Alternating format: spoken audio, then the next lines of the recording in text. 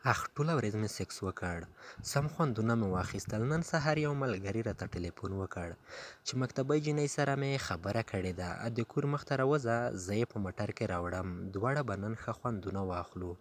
جینۍ چېرته ده؟ سمه ګلپاڼه ده ګلپاڼه. ما ورته وویل سمه ده، ژر راځئ، زه درته په تمه یم.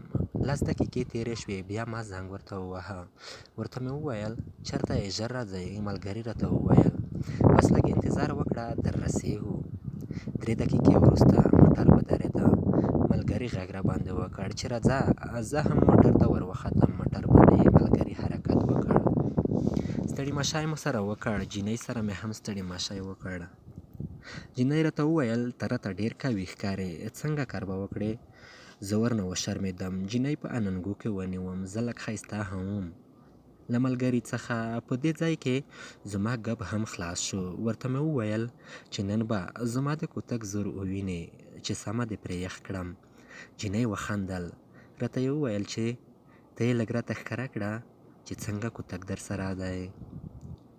بیا زه هم خپل کوس درته ښکاره کوم. ملګري راته وویل چې ورته ښکاره یې کړه. کله مې چې په روان موټر کې کوتک ښکاره کړ، زما کوتک لږ غټ هم و. جینۍ وویل نن به سمه خوند واخلم یا سمه به یخ شم. ما ورته وویل چې اوس خو ته کوس راته ښکاره کړه. جینۍ هم خپله ګنډه خلاصه کړه. زما لومړی ځل و چې کوس وینم. کله مې چې د جینۍ کوس ولید، سم لوند و، ډېرې اوبه یې کړې وې، خو ډېر خوند یې راکړو. ما همداسې د جینۍ کوس باندې لاس واهه. موټر ودرېده.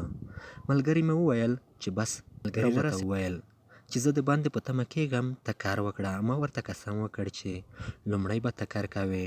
ټینګار مې ورته وکړ. لومړی موټر کې زما ملګري نیم ساعت ورسره پاتې شو. ملګری راکوز شو.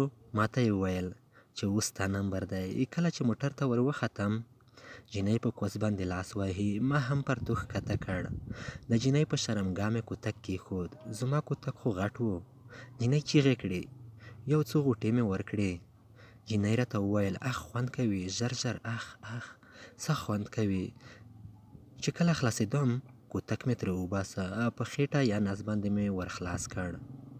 سم نیم لیټر مواد مې په نس باندې ور خالي کړل.